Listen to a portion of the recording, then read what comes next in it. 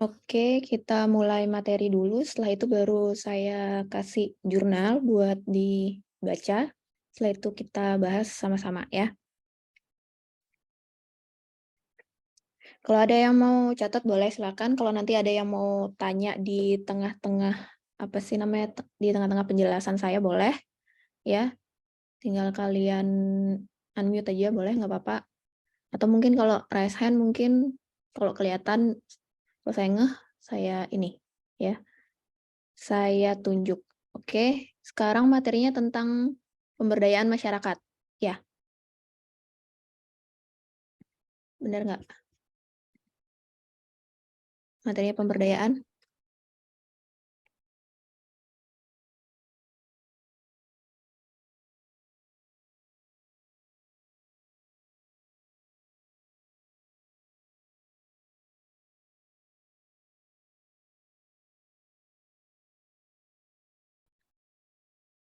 Ini udah kelihatan belum materinya? Sudah, Dokter. Oke, saya mulai. Materinya sekarang itu tentang pemberdayaan masyarakat dalam kesehatan gigi dan mulut. Mungkin kalau kalian di awal-awal kuliah itu baru semester 1, apalagi sekarang, memang materi dari kedokteran gigi awal yang kalian dapat itu adalah ilmu kesehatan gigi dan mulut masyarakat dan pencegahan. Kalau disingkat itu IKGMP, ya. Kenapa juga materi ini dikasih di awal?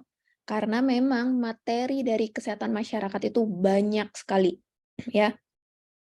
Entah kalian belajar tentang perilaku mereka, entah kalian tentang pembelajaran pemberdayaannya seperti apa, kalian belajar tentang kesehatan lingkungan itu seperti apa, yang berhubungan dengan gigi, kalian belajar tentang gizi pun juga, ya. Kalian itu belajar tentang bioetika itu juga, ya, tentang hukum, itu semuanya ada di IKGMP, ya. Itu kalian bertahap dapatnya, dari yang awalnya itu di semester 1 itu adalah di mana awal-awal masa-masa perkenalan dari materi IKGMP, ya. Setelah itu baru nanti mungkin berlanjut ke, kalau nggak salah, sekarang di kurikulum yang baru, itu semester 3 sama 5, ya. Sama terakhir nanti kemungkinan dapat metodologi penelitian itu di semester 7, sama epidemiologi itu di semester 3. Itu kalian bakalan dapat, ya. Tapi kalau yang lain itu tentang berfokusnya kepada masyarakat luas, kalian itu juga kepada masyarakat luas, tapi lebih terfokus sama tentang kesehatan gigi dan mulut mereka, ya. Itu perbedaannya. Ini pemberdayaan masyarakat itu sebenarnya banyak, ya, cuman kita lebih terfokus sama kesehatan gigi dan mulut, ya. Ini materi saya nggak banyak, karena nanti ini materi pemberdayaan masyarakat ini bakalan berlanjut sampai di semester 3, ya. Oke, kita mulai. Pemberdayaan masyarakat tentang kesehatan gigi dan mulut itu salah satu poin penting dari pembangunan nasional dengan tujuan meningkatkan kesadaran masyarakat, kemauan dan kemampuan masyarakat untuk hidup lebih sehat setiap orang supaya terciptanya derajat kesehatan masyarakat yang optimal. Di sini kenapa dibilang salah satu poin penting? Karena WHO itu lagi terfokus banget tentang kesehatan gigi dan mulut, ya. Di mana-mana lagi dibahas banget tentang kesehatan gigi dan mulut. Misalnya itu lagi yang banyak banget yang lagi diteliti itu adalah yang di daerah Afrika dan India. Itu banyak banget, kalau kalian mungkin cari jurnalnya, itu di Google Scholar, itu banyak banget yang masyarakat India dan Afrika itu bahkan mereka nggak tahu dan mereka itu nggak bisa gimana caranya pakai pasta gigi. Kalau kita dengarnya pasta gigi itu kan udah normal ya, udah orang awam pun tahu nih odol ya kalau orang ngomongnya itu. Cuman kalau di daerah mereka, mereka itu awam banget dan mereka tuh nggak tahu itu apa dan fungsinya itu apa. Ya, dan itu banyak banget peneliti-peneliti itu meneliti mereka itu kenapa sih mereka sampai nggak tahu yang namanya odol, kenapa sih mereka itu juga nggak aware sama kesehatan gigi mereka, kenapa sih mereka itu juga benar-benar nggak tahu gimana sih cara untuk sikat gigi, itu banyak banget. Dan itu lagi jadi permasalahan besar banget, dan itu memang banyak diteliti, ya. Bahkan peneliti-peneliti orang-orang kesehatan masyarakat itu banyak banget terfokus sekarang sama kesehatan gigi dan mulut, ya. Kalau dibilang, rentan karies antara Indonesia dan India dan Afrika, Indonesia itu memang lebih di bawah daripada India dan Afrika. Ya, kalau mungkin kalian mau lihat datanya itu, lihat di Riskesdas 2018, itu kalian bisa download di Google, itu kalian bisa lihat, itu kalian baca, itu tentang kesehatan keseluruhan itu ada, dari kesehatan umum, psikologi, mental, kesehatan gigi dan mulut, terus juga masalah, air bersih yang kayak gitu, itu ada semua di sana, ya. Kalau nggak salah yang Riskesdas itu sekitar 8,3% dari sekian juta penduduk Indonesia itu masih punya permasalahan kesehatan gigi dan mulut. Entah dia karies, entah dia gingivitis, atau entah dia memang dia itu pulpitis irreversible maupun reversible, ya. Ini kalian bakalan sering dengar yang namanya istilah-istilah gingivitis, karies, pulpitis, ya. Itu kalian harus terbiasa. Kalau misalnya ada yang belum nggak tahu, kalian googling itu apa.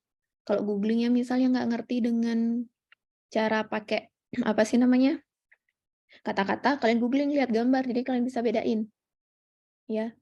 Karena memang secara visual emang gambar itu kadang-kadang lebih bisa dipahami, ya. Seperti itu. Pemberdayaan masyarakat dalam bidang kesehatan.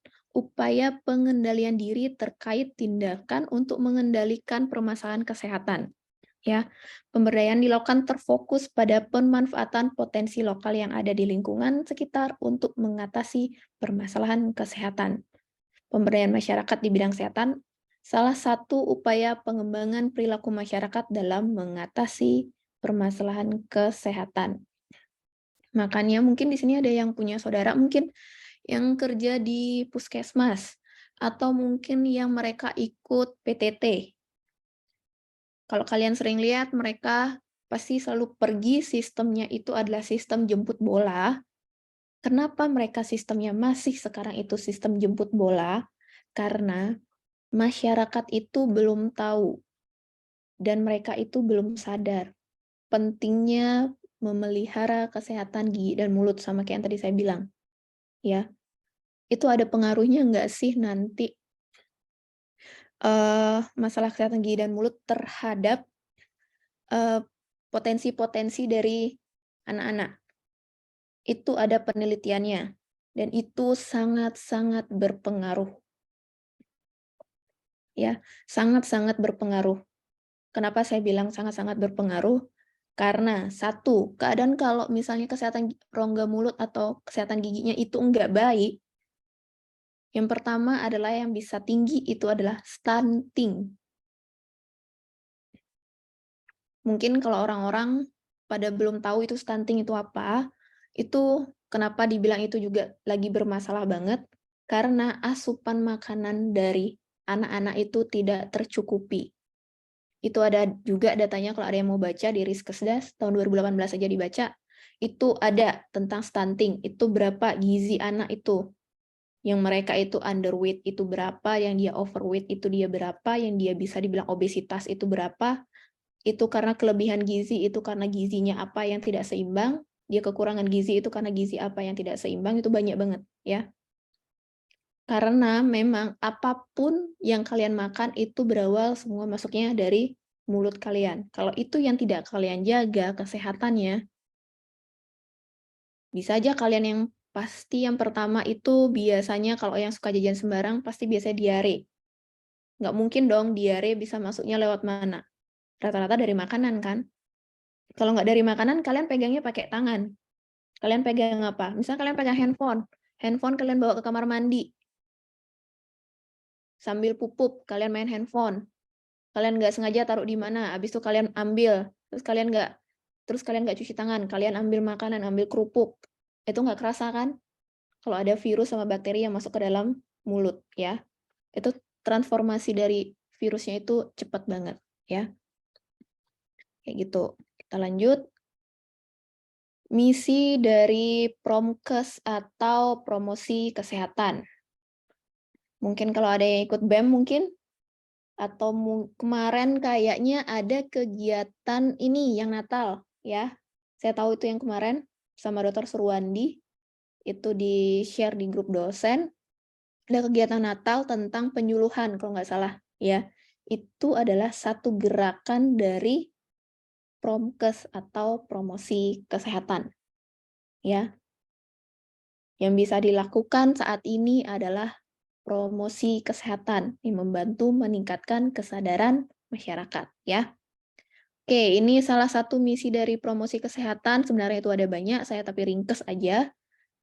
Nanti kalian bisa cari-cari di jurnal lagi atau di buku-buku kesehatan. Mungkin nanti kalau apa sih namanya, saya sempat buat bongkar textbook nanti saya kasih buat dibaca. Ini memampukan masyarakat agar dapat mandiri dalam memelihara kesehatan. Ada yang tahu nggak nih contohnya memampukan masyarakat agar dapat mandiri memelihara kesehatan? Contohnya apa? Ada yang tahu nggak? Banyak nih contohnya. Yuk.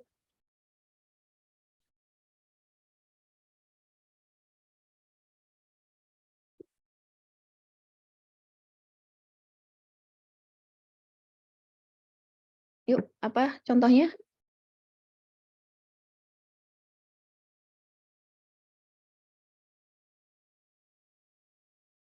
Ada yang tahu nggak?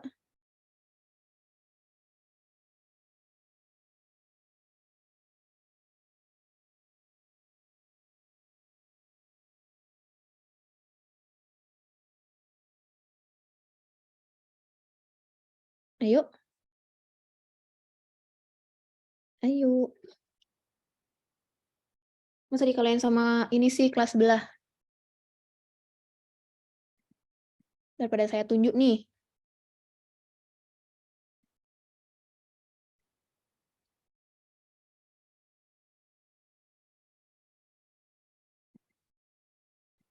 Ayo daripada saya tunjuk.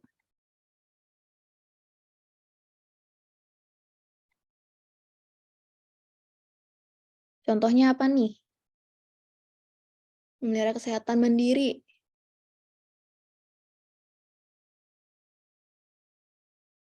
Ayo, ayo.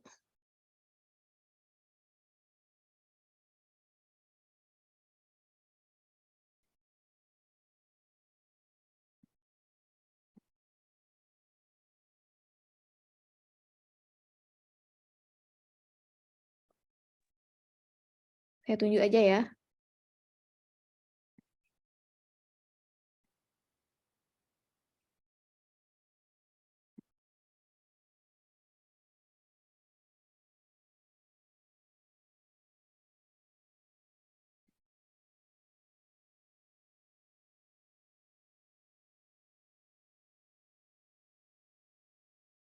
Ayo, masa nggak ada yang ini? Izin menjawab, dokter. Oke, siapa? Nomor absen 009, dokter, atas nama Ananda Pramesti. Oke. Salah satunya itu menerapkan perilaku hidup bersih dan sehat, dokter. Menanamkan perilaku hidup bersih dan sehat. Perilaku apa itu misalnya?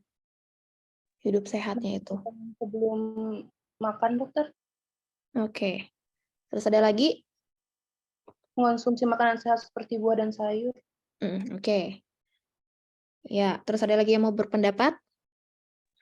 Izin menambahkan, dokter. Ya, oke. Siapa? Siapa yang boleh silakan, ayo. NPM 054 Ingrid, dokter, mungkin Oke. jangan merokok, terus memperhatikan lagi minuman-minuman yang dikonsumsi, dokter. Oke. Terus ada lagi? Jangan lupa dicatat tuh ya, jadi contoh-contoh ya. Nanti UAS keluar. Yuk. Olahraga secara teratur, dokter. Oke. Terus ada lagi? Tidak begadang, dokter. Tidak begadang. Oke. Terus ada lagi?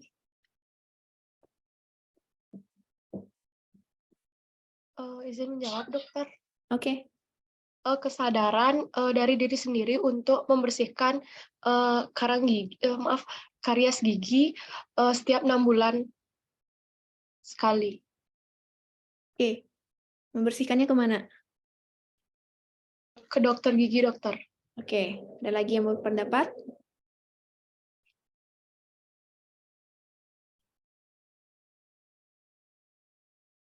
Izin berpendapat, dokter. Hmm?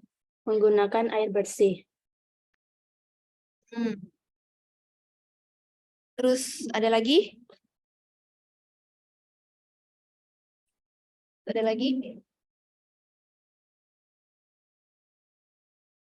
Ayo, ada lagi, ada lagi, ada lagi. Izin berpendapat, dokter. Oke, oke. Siapa nih? NPM 027 atas nama Christopher Shannon Suwano, dokter. Mengganti sikat gigi setiap 3 bulan sekali, dokter. Oke. Ada lagi?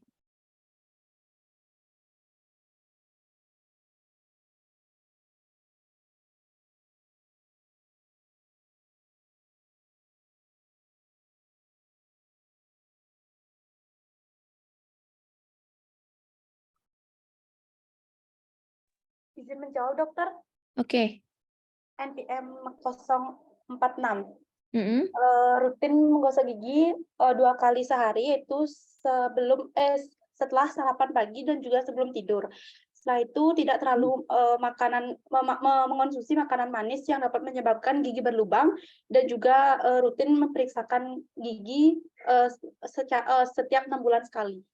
Oke. Ada lagi? Ayo dikeluarin hasil browsingnya.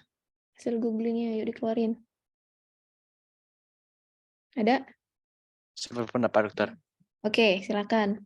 Jadi saya Dava, absen 28. Jadi memampukan masyarakat agar dapat mandiri dan memegang kesehatan itu mungkin bisa dilakukan dengan cara memanfaatkan tanaman obat keluarga, dokter, ketika masyarakat sedang sakit, seperti jahe dan kunyit. Begitu, dokter. Oke. Ada lagi? Izin menjawab lagi, dokter. Oke. Memberantas jentik-jentik nyamuk. Ada lagi?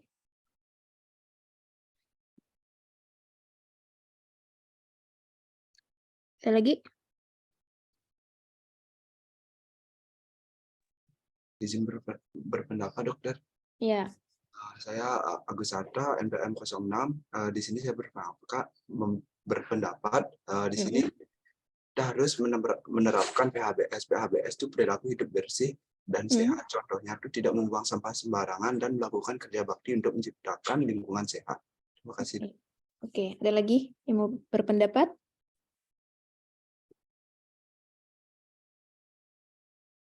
Izin menjawab, dokter. Oke. Rajin melakukan kumur gigi dengan menggunakan rebusan air dap-dap gitu, dokter, istilah Balinya. Apa ya, lupa. Bahasa Indonesianya apa? Ayo. Air dap-dap itu apa? Bahasa Indonesianya?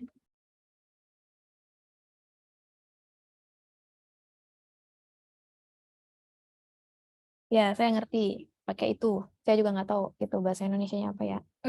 Oke, ada lagi?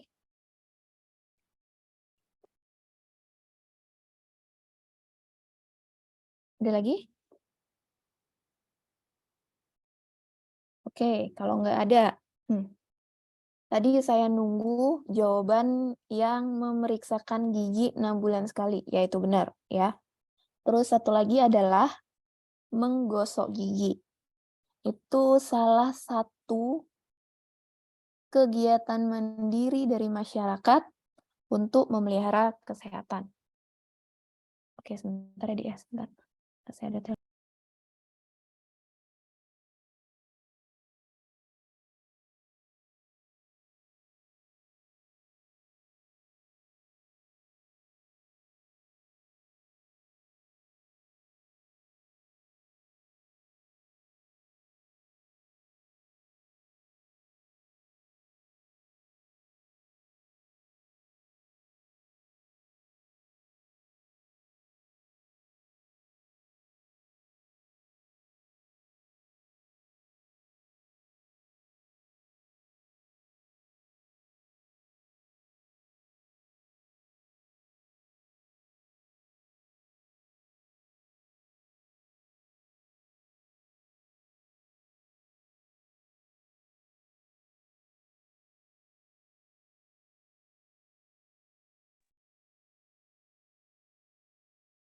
Oke, kita lanjut ya.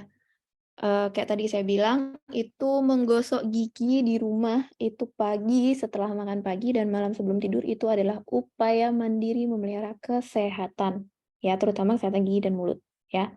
Sama periksa 6 bulan sekali itu minimal, cuman kalau ada yang beresiko atau berpotensi, misalnya yang dia itu over salivasi, ya, yang suka, air liurnya berlebihan. Itu biasanya kan karang giginya cepet banget.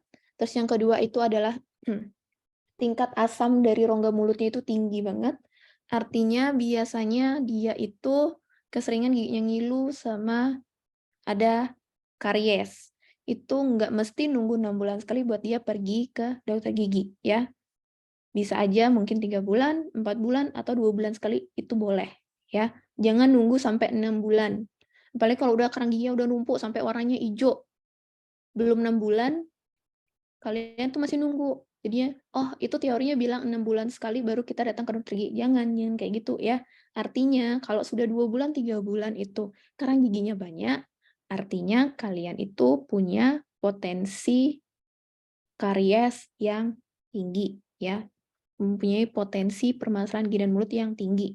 Jadinya boleh periksa ke dokter gigi itu 2 atau 3 bulan, sebelum 6 bulan itu boleh, ya. Oke, kita lanjut. Peningkatan derajat kesehatan dengan pemanfaatan potensi lokal yang ada. Yang tadi potensi lokal, tadi ada banyak banget yang disebutin, ya. Misalnya kayak tadi, pakai tumbuh-tumbuhan, pakai alat-alat yang sederhana, ya. Memberikan pelatihan kepada masyarakat untuk meningkatkan keterampilan dalam memelihara kesehatan. Yang ini adalah pelatihan kader, ya, kaderisasi. Ada yang tahu nggak contohnya ini, pelatihan kaderisasi ini di masyarakat? Itu contohnya apa? Ada yang tahu nggak? Ini sering banget ini dipakai. Karena nggak mungkin kalian satu dokter, kalian datang tuh ke semua tempat. Kalau kalian nggak punya kaderisasi. Kalau punya kaderisasi, jadinya kalian bikin program, kalian tinggal kasih tahu aja, kita mau ada program ini. Untuk penyuluhan kesehatan gigi dan mulut kepada lansia, oke, kepada anak-anak, kepada ibu hamil, kepada masyarakat luas, kepada orang tunarungu misalnya, disabilitas yang kayak gitu. Kalau kalian nggak punya kaderisasi, kalian agak susah. Ada yang tahu nggak contohnya? Kaderisasinya itu apa? Ada yang tahu nggak?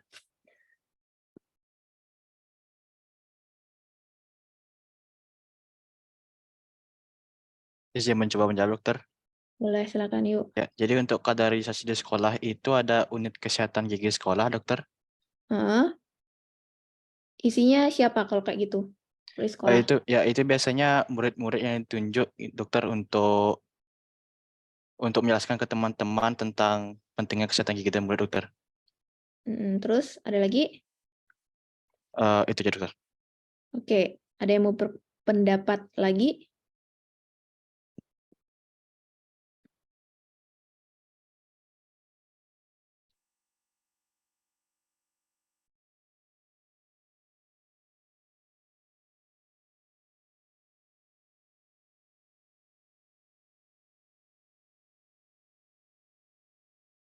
Ada yang mau berpendapat lagi?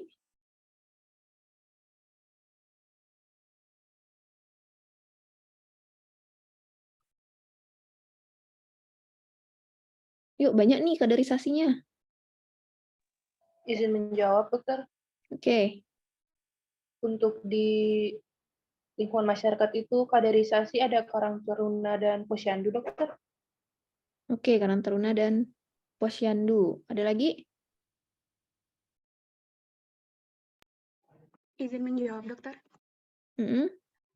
Kalau di masyarakat menambahkan, itu ada ibu-ibu PKK, yang nantinya itu misalkan puskesmas memberitahu kepada ibu-ibu.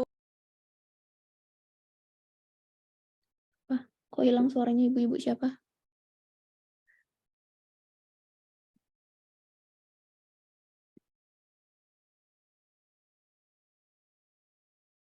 Itu siapa tadi yang ngomong, kok nggak ada?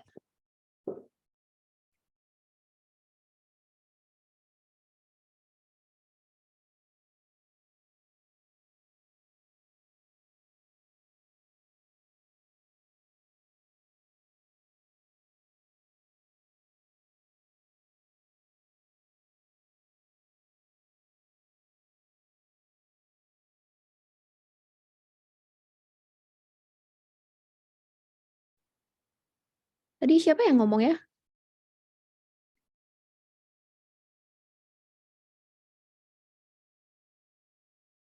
Tadi temennya siapa yang ngomong? Ada yang dengar nggak?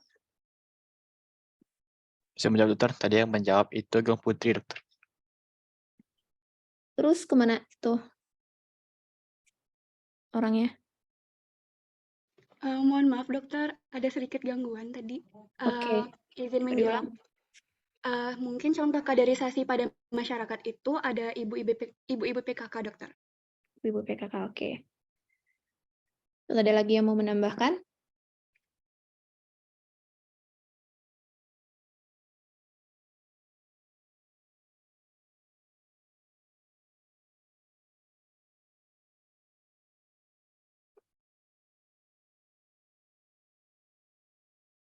Oke, kalau nggak ada yang mau menambahkan, memberikan pelatihan kepada masyarakat untuk meningkatkan keterampilan.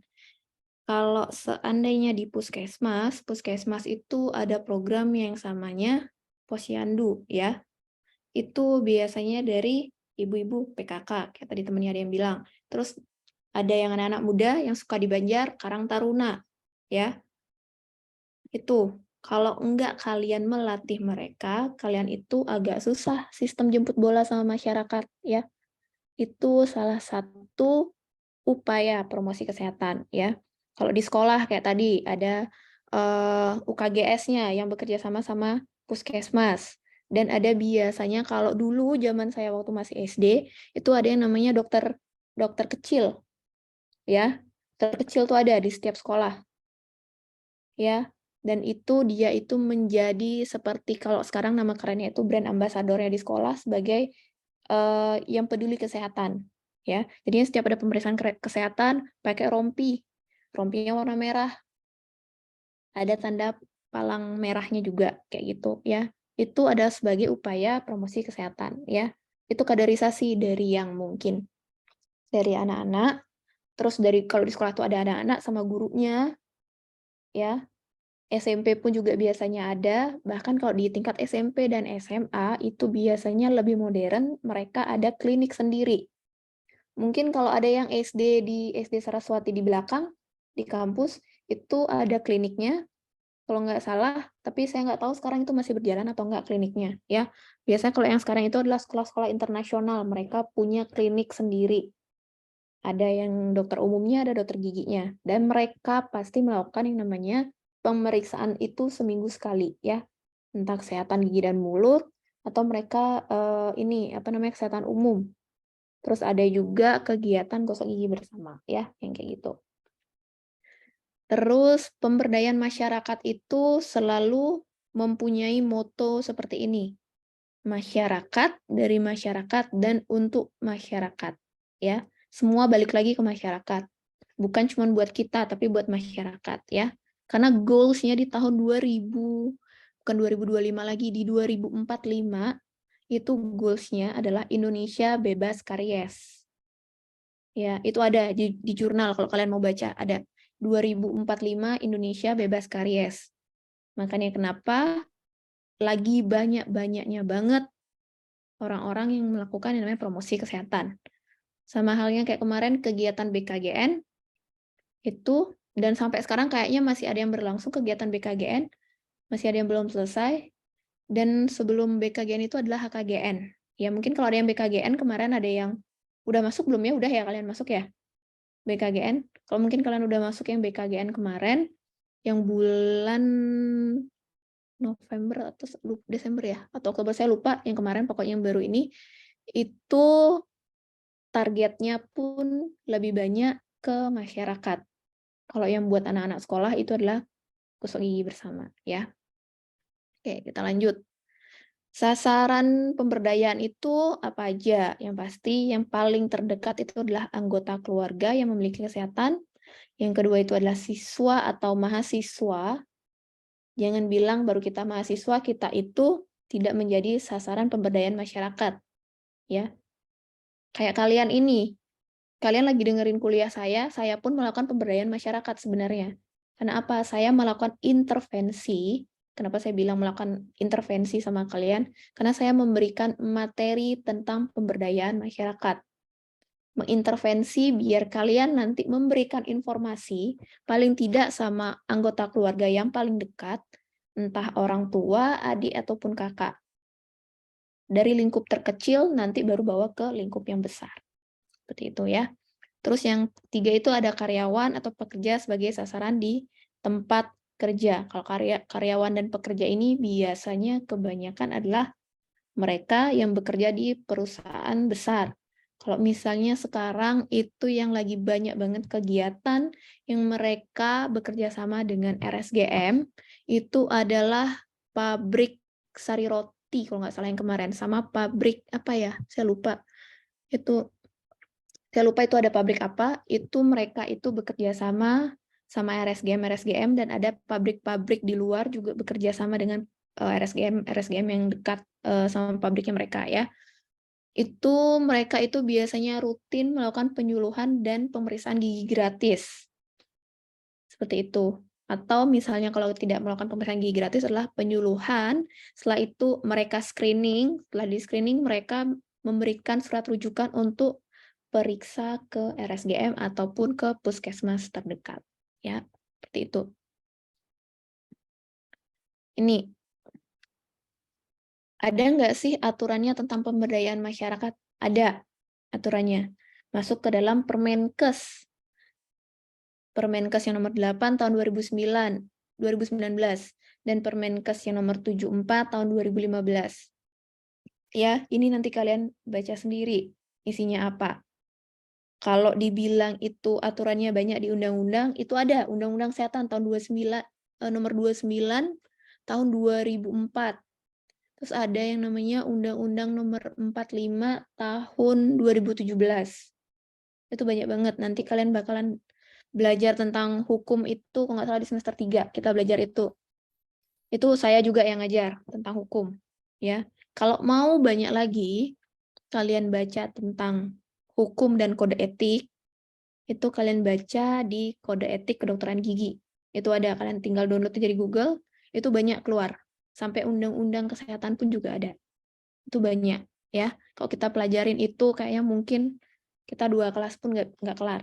Banyak banget ya. Jadinya saya ambil poinnya aja. Ini ya. Ini kalian tolong baca sendiri. Jangan lupa dibaca. Ini salah satu pasti bakalan saya keluarin di UAS.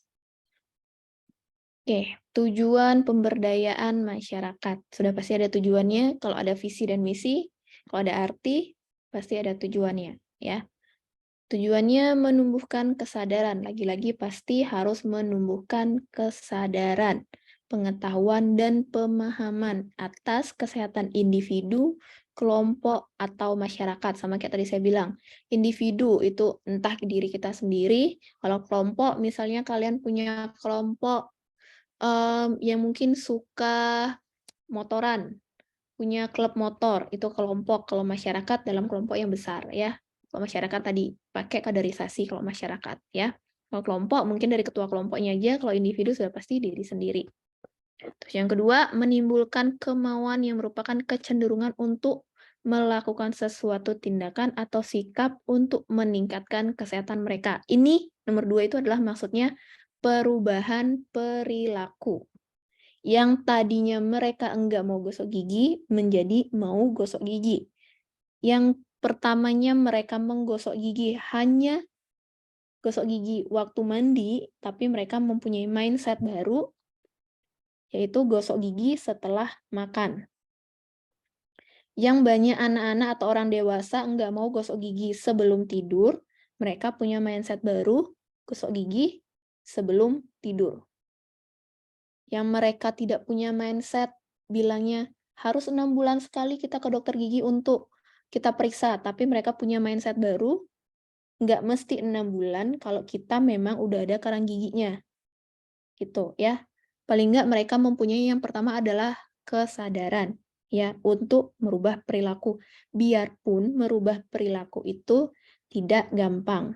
Karena ada penelitian minimal merubah perilaku itu adalah 21 hari. Itu pun merubah perilaku yang bukan kita bikin dia yang awalnya mau pergi ke dokter gigi, dan dia mau merawat kesehatan giginya, tapi itu perilaku yang baru diteliti banyak orang, itu adalah yang 21 hari itu meneliti kemauan untuk gosok gigi pagi setelah makan dan malam sebelum tidur. Itu pun tidak bisa dipastikan 21 hari itu berhasil. Apalagi buat anak-anak, agak susah mengintervensi ya. Mungkin kalau orang dewasa masih agak lebih gampang, lebih sedikit ketimbang anak-anak ya. Seperti itu. Yang nomor 3, menimbulkan kemampuan masyarakat untuk mendukung terwujudnya tindakan atau perilaku sehat. Yang nomor 3 ini biasanya kebanyakan yang mereka sudah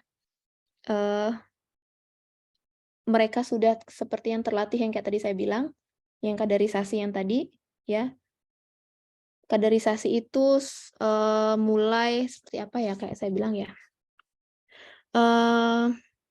Ini, mulai melakukan penyuluhan tentang kesehatan gigi dan mulut, ya. Yang ini menimbulkan kemampuan ini, ya. Dan ini tidak bisa dibikin, oke, 3 bulan sekali deh, atau 6 bulan sekali. Gimana masyarakat bisa mampu mewujudkan perilaku sehatnya, atau perilaku kesehatan gigi dan mulutnya, atau merubah perilaku dari sikat giginya. Kalau nggak kalian bikinnya secara kontinu. Oke, misalnya dibikinnya seminggu sekali deh. Kalau ada program penyuluhan, jadinya masyarakat itu masih terus mengingat. Kalau jaraknya tidak terlalu jauh.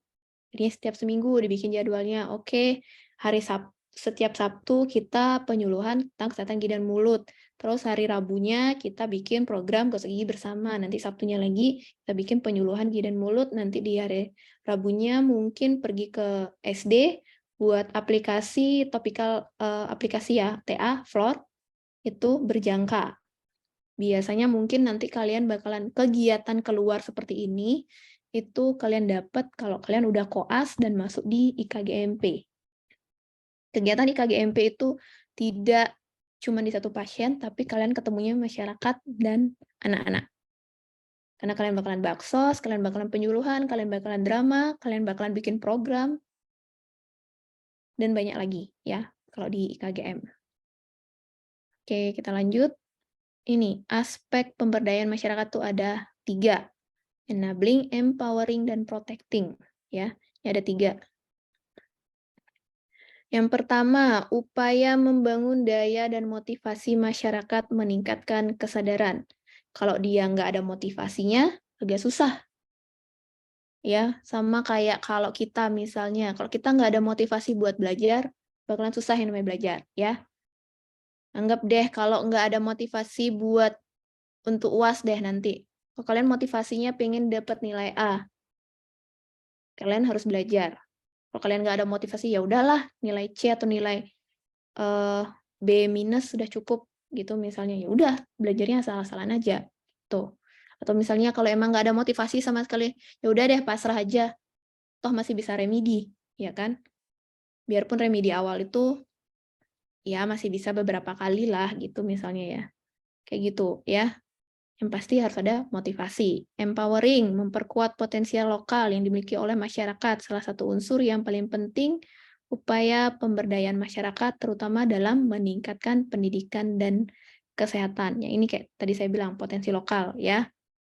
Banyak sekali potensi lokalnya. Terus protecting, peningkatan peran serta masyarakat dalam menentukan keputusan yang akan diambil merupakan unsur pemberdayaan untuk melindungi dan membela kepentingan dari masyarakat, ya.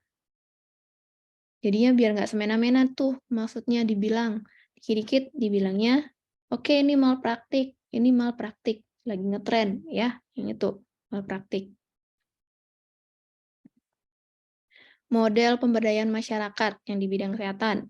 Yang pertama, mampu mengidentifikasi. Yang kedua, memecahkan masalah kesehatan. Kenapa dibilang mampu mengidentifikasi? Karena kadang-kadang pasien itu sebenarnya dia itu udah tahu kalau dia itu misalnya, oke, saya sakit gigi nih, misalnya kayak gitu. Dia tuh udah tahu nih, dia itu harus kemana. Cuman dia nggak mau buat pergi ke dokter gigi, tapi dia malah milih buat minum obat. Ya, entah itu obat yang dia beli di warung kayak atau apapun, padahal sebenarnya kalau sudah minum obat paracetamol udah sampai 3 kali dan itu nggak berpengaruh, kalian harus datang ke dokter gigi ya. Dan ini kemampuan mengidentifikasi itu dapatnya dari mana sih masyarakat itu? Yang tadi saya bilang, penyuluhan. Ya. Mereka tuh tahu nih, kalian kalau penyuluhan, kalian kasih lihat nih, bagan atau gambar misalnya. Gambarnya itu tentang karies. Kalian kasih tahu, Ibu kalau gigi yang berlubangnya seperti ini, kariesnya masih ringan. Ibu kalau lubangnya seperti ini kariesnya sudah dalam. Ibu kalau lubangnya seperti ini kariesnya sudah mengenai saraf. Kalau sudah seperti ini, harus segera diobati atau segera ke dokter gigi. Kalau tidak segera diobati, jadinya seperti ini, sisa akar. Kalau seandainya sisa akar ini dibiarkan, ini menjadi apa? Jadi nanti kelihatan gambarnya, ada absesnya. Kalau ini absesnya tidak ditangani secara signifikan atau secara cepat, ini bisa menjadi abses mandibula, ya. Nanti kalau ini tidak ditangani lagi, ini bisa menjadi cancer, ya. Itu sebuah perjalanan penyakitnya. Jadinya itu kalian bisa jelasin di sana. Jadinya masyarakat pun mampu mengidentifikasi giginya sendiri atau rasa sakitnya sendiri. Sama misalnya kalau satu lagi, itu gampangnya kalau kalian bikin penyuluhan itu biasanya tentang karies. Terus satu lagi biasanya lesi rongga mulut. Orang-orang dan orang awam itu kadang-kadang menyepelekan yang namanya sariawan. Kalian bawain materi misalnya, Ibu tentang sariawan. Kalau sariawan yang seperti ini masih kecil. Kalau dia sudah mulai besar, ada kemerahan, ada putih di dalamnya, itu mulai fase infeksi, yang mana bakterinya masih ada. Terus kalau udah seperti ini, udah seminggu, rasa sakitnya agak lebih berkurang dan lebih melebar, dari lesinya itu sudah mulai fase penyembuhan. Cuman kalau seandainya lesinya ini terus kambuhan selama 1 bulan, itu patut dicurigai. Jadi kalian tuh seperti itu, menjelaskan sama mereka. Jadi mereka itu juga mampu mengidentifikasi. Dan satu lagi, kalau yang namanya penyuluhan ke masyarakat awam, jangan menggunakan bahasa yang tidak dimengerti, ya. Mungkin karies aja mereka nggak tahu, jadinya kalian tuh harus mesti bilang, Ibu, ini namanya karies atau lubang gigi. Ibu, ini namanya bagian luar gigi, kalau kalian bilangnya enamel. Ini bagian luar gigi, ini enamel atau bagian luar gigi yang paling keras. Kalian harus ngomongnya kayak gitu.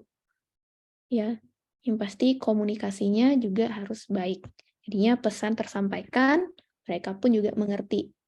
Jadinya mereka pulang dari penyuluhan, mereka ada sesuatu yang mereka dapat atau pesan yang mereka dapat. Itu ya. Yang kedua, memecahkan masalah kesehatan. Kayak tadi saya bilang, jadinya mereka itu kalau udah bisa mengidentifikasi, oh ya, artinya saya harus pergi ke dokter gigi kalau keadaan gigi saya seperti ini. Seperti itu. Ini adalah memecahkan masalah kesehatan. Apalagi kalian baru-baru masuk ke dokter gigi, kalian pasti mulai kalian identifikasi gigi kalian sendiri. Oh ya, kemarin dapat materi ini. Kayak aku harus pergi ke dokter gigi. Atau misalnya kalian ngomong sama orang, yang kalian lihat pertama itu adalah pasti giginya. Nah, mungkin nggak? Kalau baru-baru masuk di kedokteran gigi, kalau kalian ngomong sama orang, pasti kalian yang pertama kalian lihat itu adalah giginya. Dan itu pun kalian pasti mengidentifikasi giginya. Kalian lihat, ada karang giginya sampai keluar kelihatan. Itu adalah udah termasuk dalam mengidentifikasi. Itu ya. Faktor-faktornya itu internal dan eksternal, komunitas pada level anggota masyarakat, institusi masyarakat, kepemimpinan masyarakat, akses informasi kesehatan memiliki peran penting dalam pemberdayaan masyarakat di bidang kesehatan. Ini ya, akses informasi. Selalu di mana akses informasi kesehatan paling penting perannya ya. Kita lanjut. Proses pemberdayaan. Ini ada ini ya. Menggali letak geografisnya, memanfaatkan potensial lokal, peran masyarakat terhadap programnya, adanya jejaring kerja sama atau kemitraan. Ciri-cirinya pemberdayaan masyarakat itu, yang pertama, untuk meningkatkan pengetahuan masyarakat, ya sudah pasti kayak tadi saya bilang. Yang kedua, Itu organisasi masyarakat. Dalam suatu masyarakat selalu ada organisasi kemasyarakatan, baik yang itu formal maupun tidak formal, ya. Kayak tadi ada Karang Taruna, Majelis Taklim, mungkin kelompok pengajian. Ya mungkin kalau yang di Banjar-Banjar itu ibu-ibu PKK, terus misalnya kayak daerah-daerah ini tepi pantai, kelompok nelayan yang kayak gitu ya. Terus kalau yang sekarang itu ada kelompok ojol, itu juga termasuk ini ya, kelompok organisasi masyarakat ya.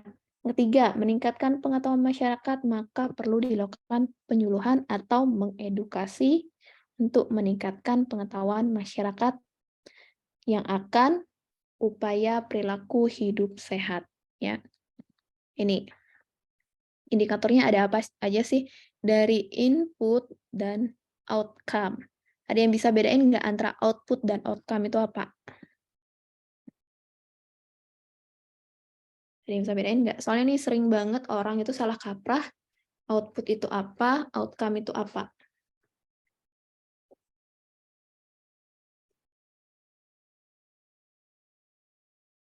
Ada yang tahu nggak? Yuk coba di googling.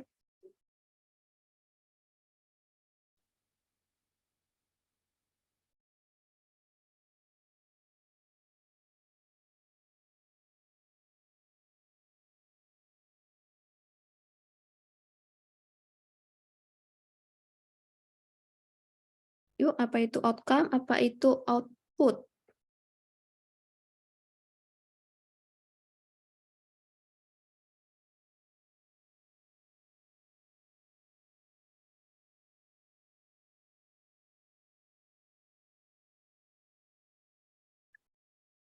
Apa itu outcome, apa itu output? Ayo.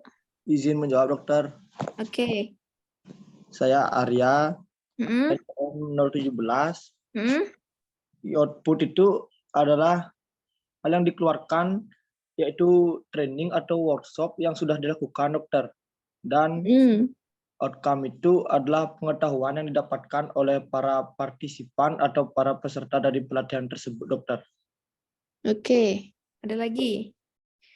Ada punya pendapat lain lagi?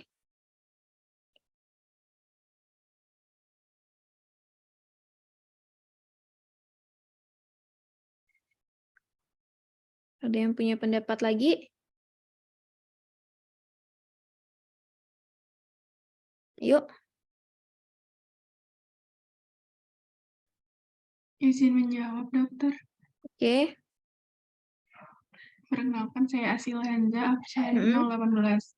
Output itu meliputi jumlah dan jenis usaha kesehatan yang bersumber daya masyarakat, jumlah masyarakat yang telah meningkatkan pengetahuan dan perilaku tentang kesehatan.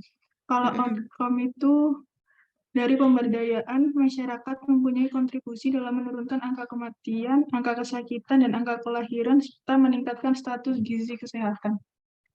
Makasih, dokter. Oke. Ada lagi?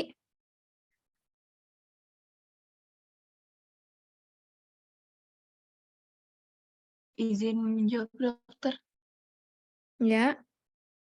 Perkenalkan, saya Aras Makfira dengan NPM 13. Jadi kalau output dalam indikator pemberdayaan masyarakat itu ialah kegiatan dari pelayanan pemberdayaan masyarakat itu sendiri, dokter. Lalu outcome-nya itu adalah hasil dari pelayanannya itu seperti perubahan-perubahan masyarakat yang sudah dilakukan. Seperti itu, dokter. Oke. Ada lagi yang mau berpendapat? Izin menjawab, dokter. Iya. Perkenalkan, saya Denjana Asmara Putra, NPM 31. Kalau indikator output itu meliputi akses masyarakat terhadap sumber daya dan sarana pemberdayaan, partisipasi masyarakat dan kontrolnya, dokter. Sedangkan outcome-nya itu meliputi penurunan masalah kesehatan, dokter. Oke. Ada lagi?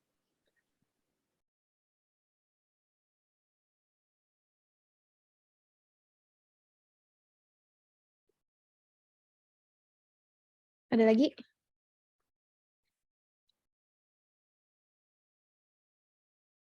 Oke.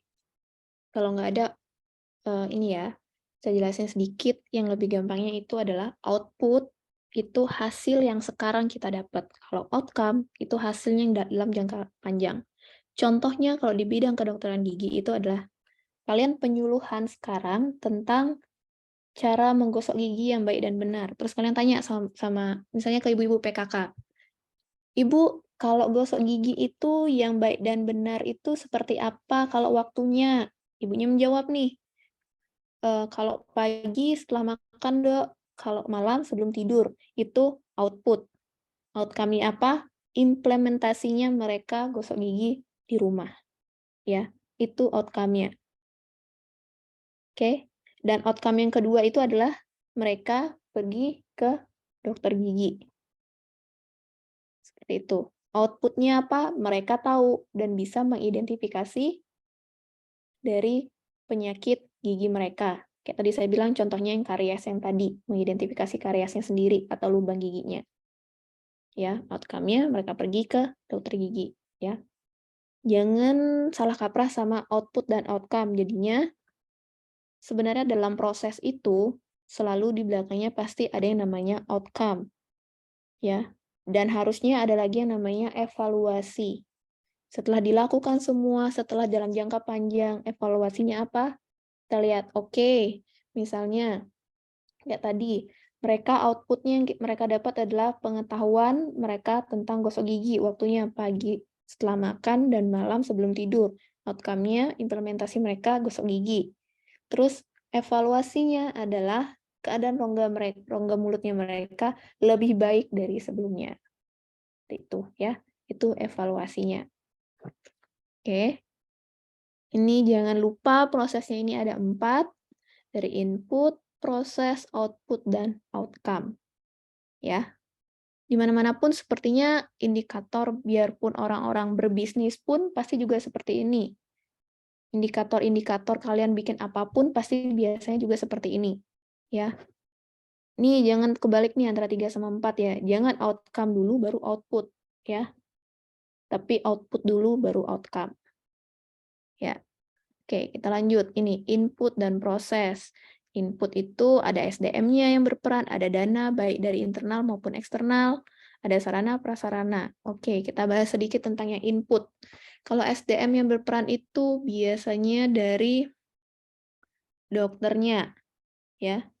Kalau yang formal dari dokter giginya, ya. Kalau yang terus yang kedua itu yang kalau nggak informal itu adalah kaderisasi yang tadi, ya. Entah dari ibu-ibu PKK-nya, dari ketua Karang Tarunanya, dari ketua kelompoknya, ya. Seperti itu. Terus yang kalau dana, baik dari internal maupun eksternal, biasanya mereka kalau yang sekolah kayak tadi, program UKGS, mereka punya dana sendiri dalam kegiatan. Kalau yang eksternal, itu adalah mereka ada sumbangan dari orang lain. Seperti itu, sponsorship ya. Kalau sarana prasarana itu ya sama, misalnya kalau klinik di kampus atau klinik di sekolah, mereka punya sarana prasarana, misalnya oke ada dental chair, ada alat OD, ya seperti itu. Sarana dan prasarana ini deh penunjang klinik ya. Proses sudah pasti perencanaan, pelaksanaan, monitoring, dan evaluasi kegiatan ya. Nih contoh-contohnya, ya nanti ini kalian baca. Ini contoh ini pasti saya keluarin, ya. Kalau yang nggak baca slide saya ini pasti kalian nggak bisa jawab, karena nanti pasti soalnya sama nih, ketiplak saya copy paste yang ini. Oke, ini output dan outcome ya. Menurunkan angka morbilitas, ini outcome, sama angka mortalitas. Angka kelahiran, meningkatkan status gizi balita di masyarakat ya. Contoh kegiatan pemberdayaan masyarakat itu ini, yang tadi saya bilang, anggota kelompok, misalnya peduli TB, tuberkulosis ya, gerakan 1000 jamban. Ini ada, biarpun kelihatannya agak seperti kegiatan yang hahaha 1000 jamban ini, tapi ini ada di program bedah rumah. Ya. Terus ada gerakan janji jiwa tidak merokok, itu ada. Ya. Ada. Ini gerakan jemaah untuk sehat dan bersih di rumah ibadah itu juga ada. Gerakan Jumat bersih itu di masyarakat itu biasanya ada. Biasanya ini adalah program dari setiap, kalau di Bali namanya setiap Banjar itu biasanya ada. Ya, nih setiap Jumat bersih ini biasanya ada, atau enggak biasanya mulai di apa sih namanya, pemerintah daerah yang bikin program Jumat bersih ini. Ya, kalau misalnya kalau di anak-anak SD setiap hari Jumat mereka gotong royong, seperti itu maksudnya ya. 7 komponen. Yang pertama, hadirnya tokoh masyarakat, adanya organisasi kemasyarakatan. Yang ketiga, ketersediaan dana masyarakat. Yang keempat, sarana dan prasarana. Yang kelima, pengetahuan masyarakat. Yang keenam, ketersediaan teknologi. Yang ketujuh, pembuatan keputusan oleh masyarakat. Ini komponen potensi masyarakatnya itu apa aja ya? Ini ada 7 sebenarnya. Ini ada 15. Cuman saya ambil yang pokok-pokoknya yang paling sering terjadi ya, ada 7. Kalau ada yang mau baca silakan itu buka jurnalnya. Boleh itu di PubMed, dicari aja potensi dari masyarakat. Itu ada 15 ya. Kalau ada yang mau buka. Oke. Mungkin ada yang mau ditanyakan, materinya sampai di sana aja sebelum saya share ini. Share jurnal untuk dibaca.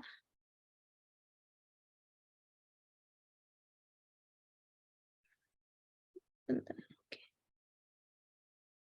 Kita baca jurnal tentang pemberdayaan.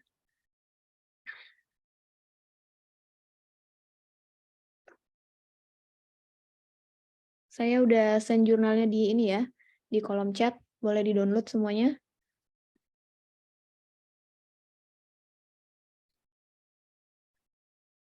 Boleh di-download semuanya.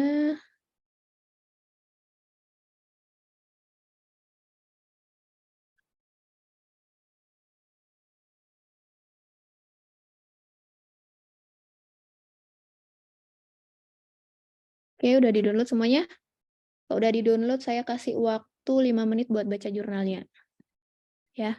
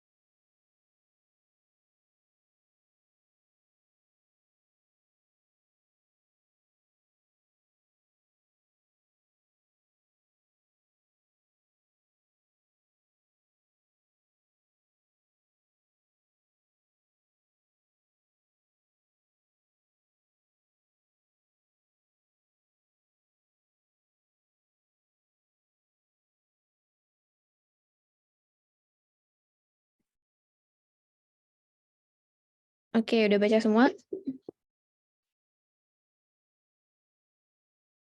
Oke, kalau udah baca semua, saya mau tanya, dari jurnal itu, apa yang kalian bisa simpulkan? Apa yang kalian bisa dapat? Itu kan tentang pemberdayaan masyarakat tuh.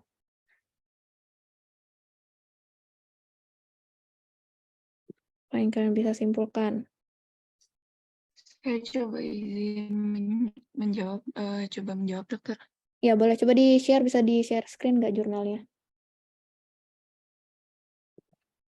Bisa dokter. Ya, coba.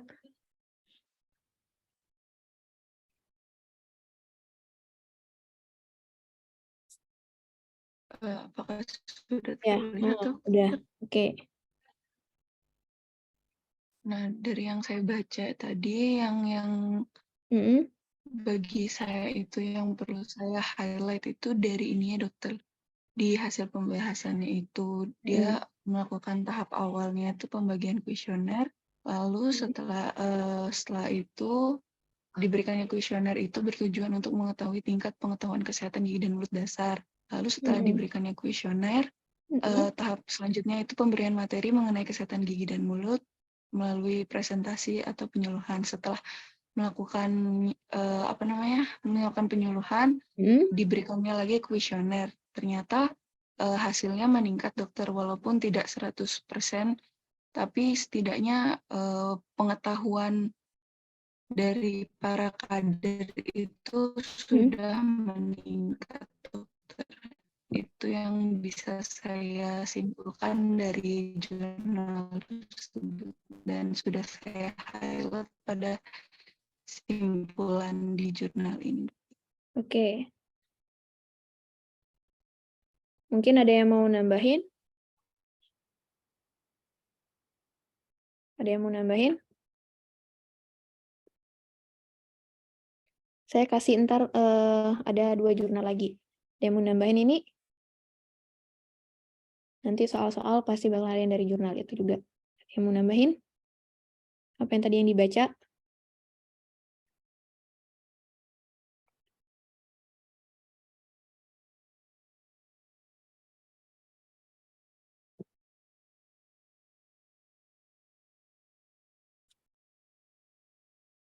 Oke, kalau nggak ada yang mau nambahin, saya kasih jurnal satu lagi. Kalian baca 5 menit lagi. Sebentar, mana dia ya?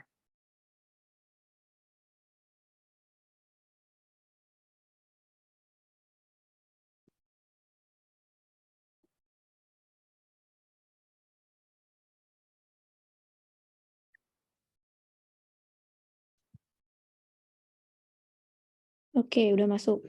Coba di-download lagi jurnalnya. Oke, saya kasih waktu 5 menit lagi buat dibaca.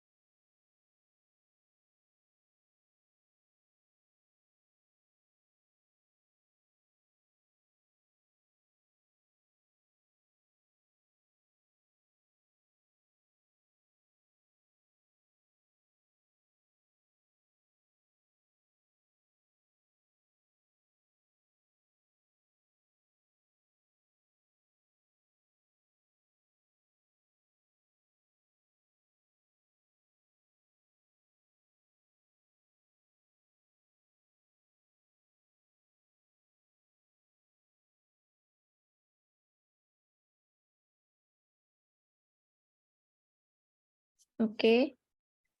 Dari jurnal yang kedua.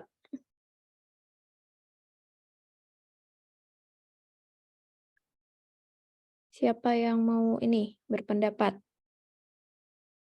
Apa yang kalian dapat dari kalian baca jurnal yang kedua? Informasi apa tentang pemberdayaan yang kalian dapat?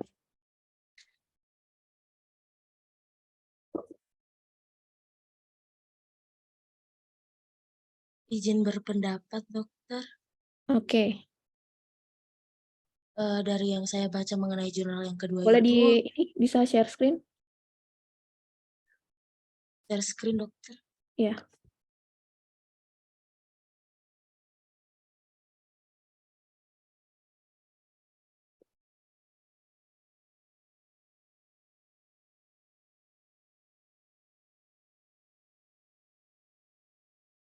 Apa sudah terlihat, dokter?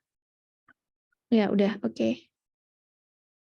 Kalau yang dari saya baca itu, kurang lebih mengenai salah satu upaya untuk pemberdayaan kemandirian kesehatan secara mandiri itu mungkin dapat dilakukan bukan hanya saja di dalam gedung, tapi bisa juga di luar gedung, misalnya masyarakat. Tetapi selain dari lingkup masyarakat sendiri juga, kita bisa melakukan pendekatan dengan keluarga, dokter. Jadi makanya di sini mereka menggunakan pendekatan secara keluarga di mana mereka merasa bahwa dengan melakukan pendekatan ini dapat lebih meningkatkan akses pelayanan kesehatan gigi dan dapat memperluas sasarannya, dokter. Dan peran keluarga juga yang seperti kita ketahui bahwa peran keluarga itu dalam pemeliharaan kesehatan sangat penting, dokter. Oke, ada yang mau berpendapat lagi?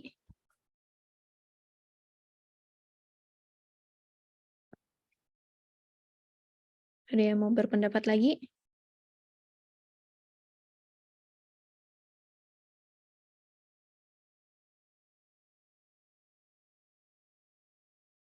Oke, coba kita bahas yang ini. Coba minta tolong di ini deh, di scroll buat dicari di bagian di atas dari metode pelaksanaan itu. Mana dia? Oke, ada metode pelaksanaan di bawahnya. Nah, oke, stop. Oke, di sini. Ini, di sini ada yang namanya tujuan kegiatan. Ya, pengabdian masyarakat ini adalah, yang ini ada 1, ada 2, ada 3. Ini tujuannya nih 3 nih ya. Memperdayakan kemandirian keluarga, kayak tadi saya bilang, udah pasti ada tentang kemandirian ya. Yang 2, meningkatkan pengetahuan, pasti tentang meningkatkan pengetahuan. Jadi ya. Yang ketiga, meningkatkan kemampuan dalam memelihara diri yang tadi secara individu ya. Terus manfaatnya apa dari kegiatan dari pengabdian masyarakat ini? Pemberdayaan keluarga sudah pasti karena ini tentang keluarga, penelitiannya tentang keluarga. Yang kedua, meningkatkan mutu, cakupan, efisiensi pelayanan kesehatan gigi dan mulut ya dalam keluarga. 3, meningkatkan penerapan pola asuhan keperawatan gigi keluarga terhadap peningkatan derajat kesehatan gigi dan mulut. Makanya kenapa tadi saya bilang itu masyarakat dari masyarakat dan untuk masyarakat ya. Oke. Saya kasih satu jurnal lagi.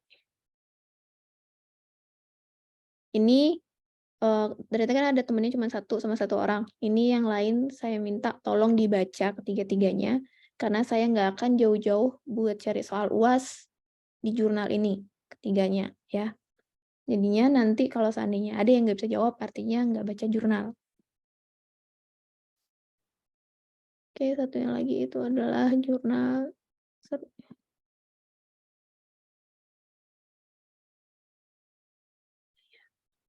Sebentar. Jurnal.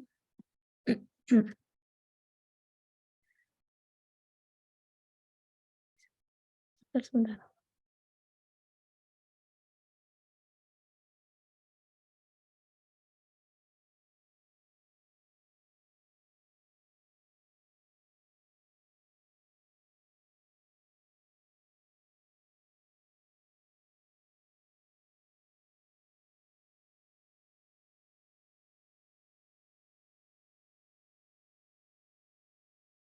Oke, jurnalnya udah masuk. Ini tolong di-download, tolong dibaca. Saya kasih waktu 5 menit lagi.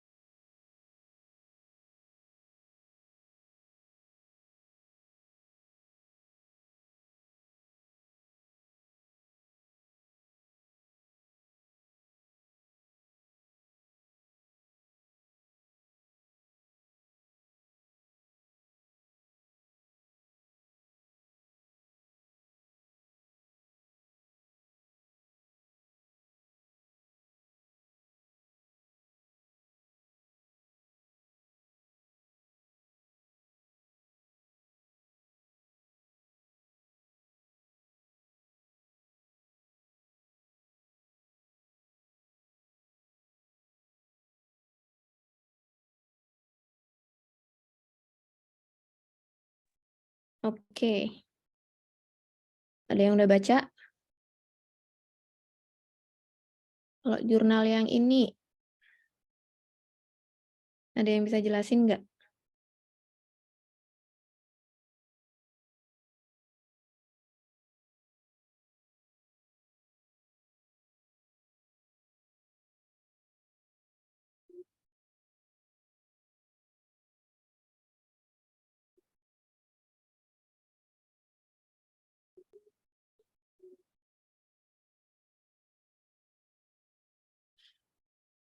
Ada yang bisa jelasin?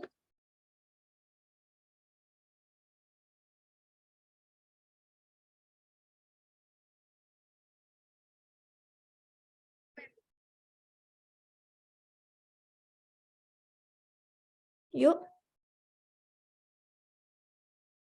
Yuk, buru.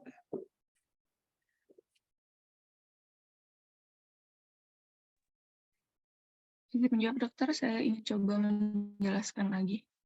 Ya, ganti deh orang yang lain deh. Terlalu rajin nih nomor 13 nih baca. Yuk ganti. Nilai A sendiri nanti nih.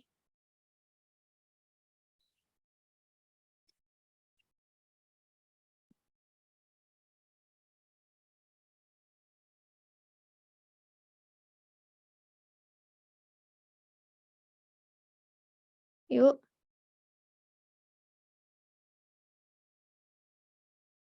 Saya tunjuk nih ya. Ini baru saya ngomong ditunjuk, baru dibaca nih kayak jurnalnya.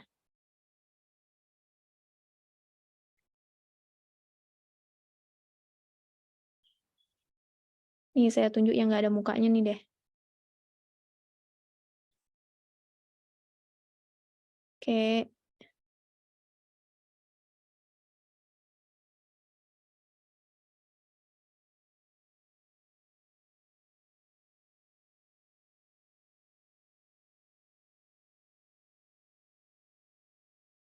Yang absen nomor 3.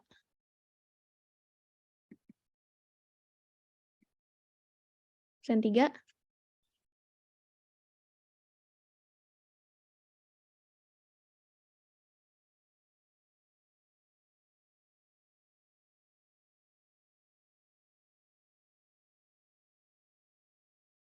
Absen 3. Nggak ada. Oke. 52.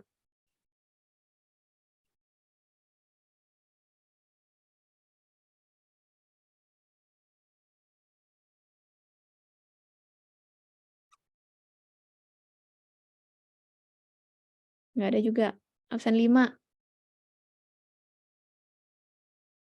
Nggak ada juga. Absen 48. Absen 48. Ya dok. Dari jurnal yang nomor 3 nih, dapat apa?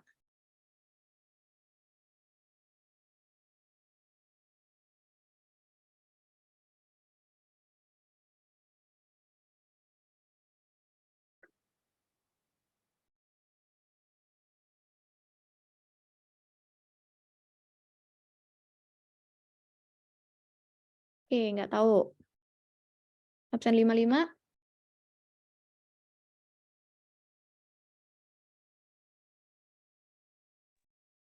Iya dokter saya. Ya, apa? Jadi dari jurnal ini, mereka tuh ngadain kayak penyuluhan untuk ibu-ibu di Minahasa, agar ibu-ibu ini bisa Boleh di ini nggak bisa share screen nggak? sebentar.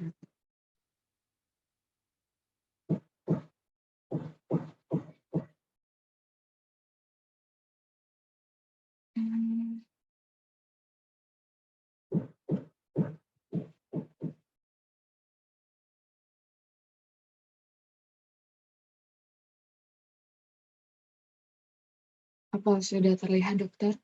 Ya, udah. Oke, dari sini apa yang bisa didapat tentang ininya, pemberdayaan masyarakatnya?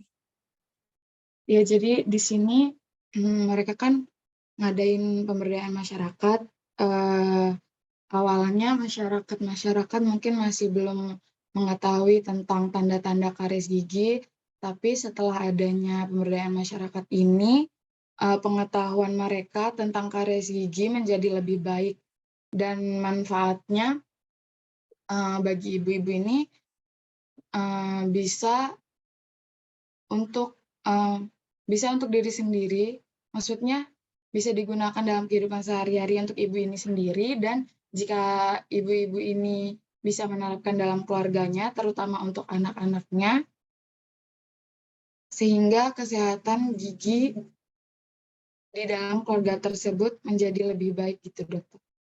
Di bagian yang mana tuh? Coba tolong di ini, biar teman-temannya lihat.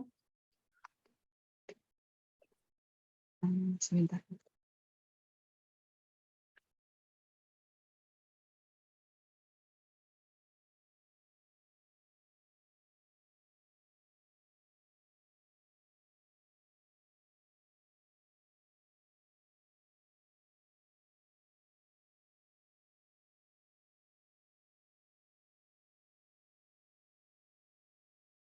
Ini dokter, kalau yang kalimat akhir yang saya sampaikan tadi itu menurut saya sendiri.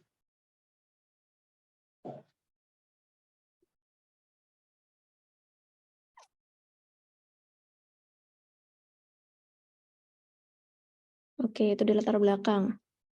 Terus coba di-scroll ke bawah.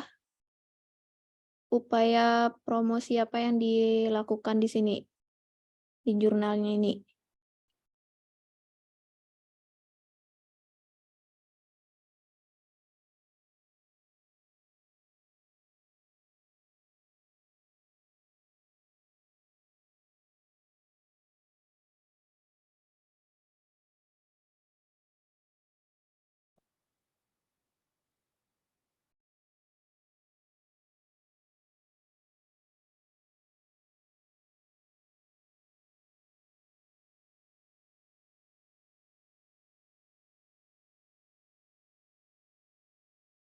Oke, coba yang absen 3 dibantu temannya.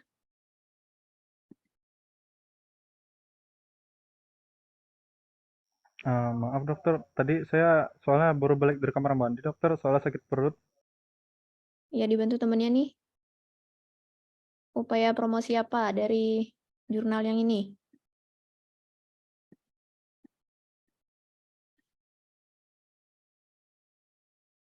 Oke, sebentar dulu dokter ya.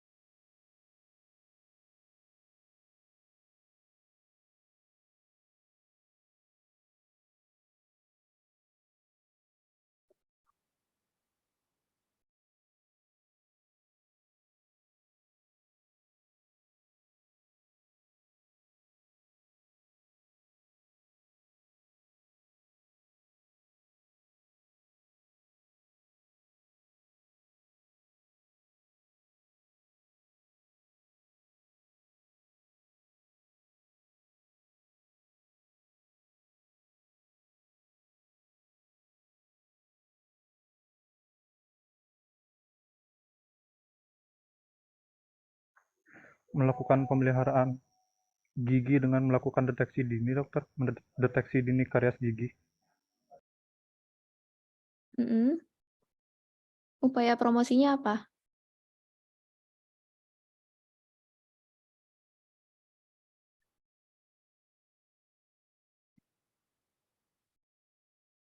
Upaya Untuk mencegah karies gigi dokter. Mencegah karies gigi. Oke. Tadi absen berapa ya? Tadi absen 13 ya? Coba deh. Absen 13. Coba bantuin teman-temannya. Baik dokter, saya coba izin membantu ini dari yang saya baca. Metode yang diambil pada pengabdian masyarakat ini itu Ini WhatsApp ini. Kenapa?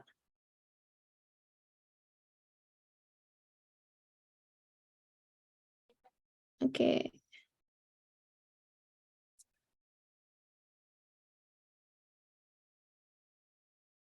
Apa bisa saya lanjutkan, dokter? Boleh, silakan di-share screen. Baik, dokter.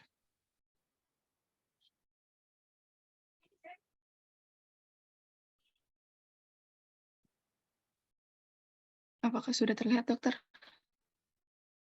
Iya, boleh. Nah, gini loh maksud saya kalau baca jurnal itu di poin-poinnya dicari. Ini kayak bakalan saya sering kasih tugas jurnal aja kalau kayak gitu. Oke, yuk silakan dilanjutin.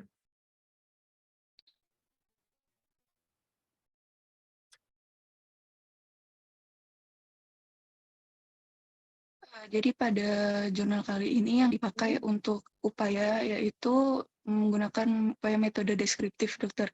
Di mana upaya metode ini untuk menggambarkan pencegahan karies gigi melalui pelatihan deteksi dini karies gigi dan cara menyikat gigi pada kelompok ibu-ibu di Desa Kalase, Kecamatan Magelang, Kabupaten Minahasa, dokter. Nah, teknik pengambilan sampelnya sendiri itu yaitu menggunakan accidental sampling berjumlah pengabdian ini. Hasil respon yang sebelum diberikannya pelatihan itu sebanyak 25 orang atau 50% respon yang cukup baik, dokter. Lalu setelah dilakukannya pelatihan, banyak pengetahuan yang lebih daripada itu, sekitar 41 orang. Kalau dipresentasikan itu 82% respon, dokter. Nah, dari cara penjikat giginya sendiri pun respon sebelumnya yang dilakukan pelatihan paling banyak itu kurang ada 37 orang, dokter. Setelah dilakukan pelatihan itu meningkat menjadi 88% respon, dokter. Oke. Terus ada yang mau ditambahin lagi? Mungkin dari ininya saja, dokter, dari kesimpulannya saja. Tadi saya sempat nge-highlight juga di bagian ini. Kesimpulannya itu bahwa setelah pelatihan ini, maka tingkat pengetahuan respon tentang deteksi tanda-tanda karies gigi itu meningkat menjadi 41 atau dipresentasikan menjadi 82%. Lalu untuk cara menyikat giginya, responnya juga meningkat cukup tinggi menjadi 44, dipresentasikan menjadi 88%, dokter. Itu saja. Oke. Nah, ya tadi udah dibilang tentang upaya pemberdayaan masyarakatnya ya, teman-temannya. Oke, untuk yang saya bilang itu tentang upaya promosinya itu tentang pemberdayaan masyarakatnya atau promosi penyuluhannya, itu upayanya ada promotif dan preventif. Ini kalau nggak salah coba bisa di-scroll, dibantu scroll di ini. Coba tolong di-share screen yang tadi. Jurnalnya itu di halaman 2.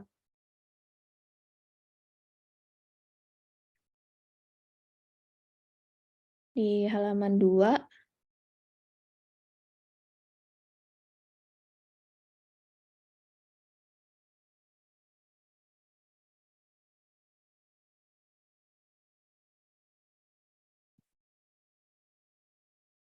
Di halaman 2. Boleh agak di-scroll ke bawah dikit. Nah, yang di bawahnya yang tentang UKGMD. Scroll ke bawah sedikit. Nah, oke, itu ada di situ. Ada yang namanya bawah tentang upaya promotif preventif, itu agak di-scroll ke bawah. Nah, stop. Itu boleh di-highlight, tolong deh yang merah. Dengan mengintegrasikan upaya promotif dan preventif kesehatan gigi.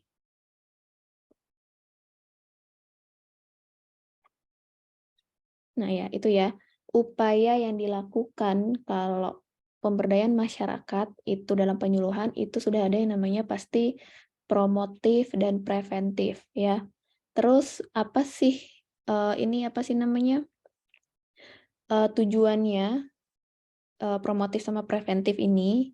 Yang pasti ini di sini juga ada meningkatkan kesadaran, kemauan, dan kemampuan dalam peran serta masyarakat atau keluarga dalam memelihara kesehatan gigi. Sama kayak tadi materi yang saya jelasin, ya. Artinya, di dalam ketiga jurnal yang saya share, yang tadi, tentang sama-sama tentang pemberdayaan masyarakat, ya, tentang kesehatan gigi dan mulut itu sama-sama upaya yang digunakan selalu promotif dan preventif, dan selalu tujuannya untuk meningkatkan kesadaran, kemauan, dan kemampuan, ya. Yang pertamanya adalah masyarakat, dari masyarakat, dan untuk masyarakat lagi. Ya, ini selalu memotivasi. Oke. Oke, gitu ada yang mau ditanyakan lagi? Ini tolong jurnalnya dibaca. Saya kasih 3 jurnal. Ya. UAS sudah pasti saya keluarin banyak soal-soal dari 3 jurnal yang tadi, ketimbang dari materi. Ada yang mau bertanya mungkin?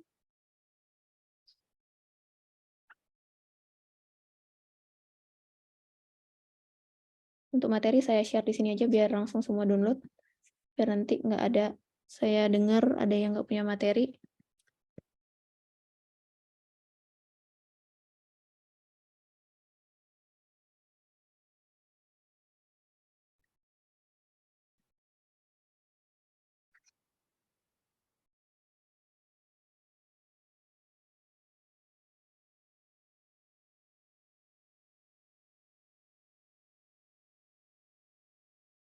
Oke, udah saya share, tolong di-download kalau ini nanti di-share di grup. Ada yang mau bertanya? Jumlahnya berapa harusnya nih?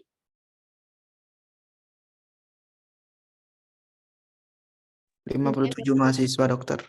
Artinya 58 termasuk saya. Iya, dokter. Ini di sini cuma 56, artinya berapa orang yang nggak ada? 2 orang, dokter. Ya, oke. Coba tolong ditanyain. Harusnya kalau gangguan sinyal, tolong saya di Japri. Ya. Soalnya dari tadi cuman kadang-kadang 55 dari tadi saya lihat.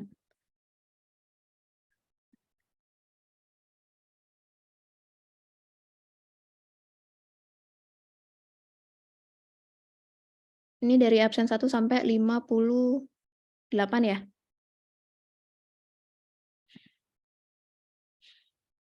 Absen 1, ada nggak? Hadir, dokter. Absen 2? Absen 3? Hadir, dokter. Absen 4? Hadir, dokter. Absen 5? Hadir, dokter. Absen 6? Hadir, dok. 7? Hadir, dok. 8? Hadir, dokter. 9? Hadir, dokter. 10? Hadir, dokter. 11? Hadir, dokter. 12? Hadir, dokter. 13? Hadir, dokter. 14? Hadir, dokter. 15? Hadir, dokter. 16?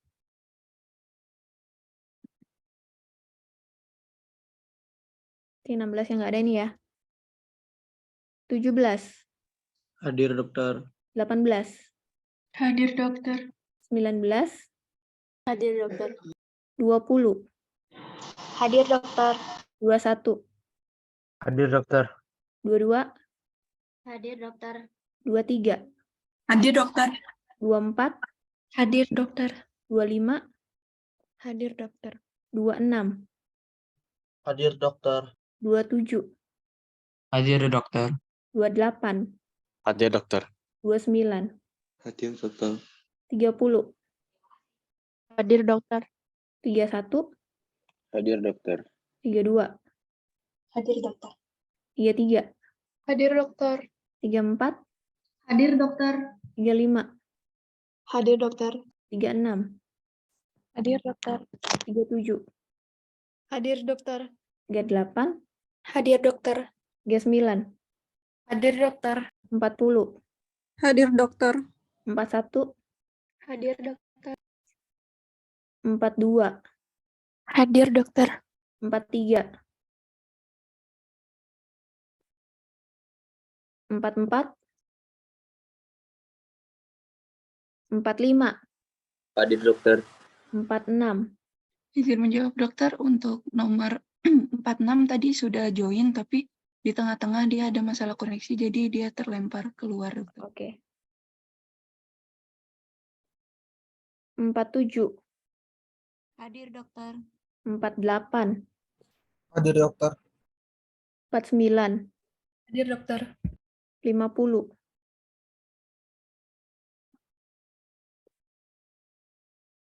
50, cuma sampai 48 ya? Dokter. Sampai berapa sih? Sampai 58 kan absennya? Hadir dokter. Oke, 51, Hadir dokter. 52. Oke, 53, Hadir dokter. 54, Hadir dokter. 55, Hadir dokter. 56, Hadir dokter. 57, Hadir dokter. 58. Hadir dokter. Oke, sampai 58 ya. Ini 16. Mohon maaf dokter, untuk absen 16 itu ada kendala sinyal dokter. Tadi sempat menghubungi dokter. Karena ada pemadaman listrik katanya dokter. 43. Untuk NPM 43 sudah pindah dokter. Bukan mahasiswa Unmas lagi dokter. Oke, 44. Oke. Mohon izin dokter, yang nomor 44 itu suaranya kedengaran tidak dokter? Apa? Yang NPM 44 dokter. Mana 44? Ada di Zoom dokter, dari tadi dia bilang hadir, tapi sepertinya tidak terdengar dokter. Oke.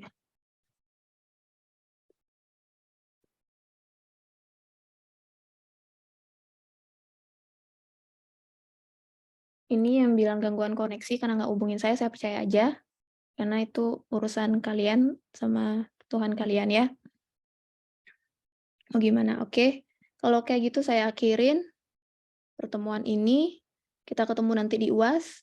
Semoga kalian bisa jawab. Karena saya percaya kalian itu pintar-pintar. Ya. Tolong dibaca materinya. Jurnalnya jangan lupa dibaca. Oke, kalau nggak ada yang bertanya, saya akhirin. Selamat siang. Siang dokter. Siang, Terima dokter. kasih. Terima kasih dokter. Terima kasih, dokter. Dokter.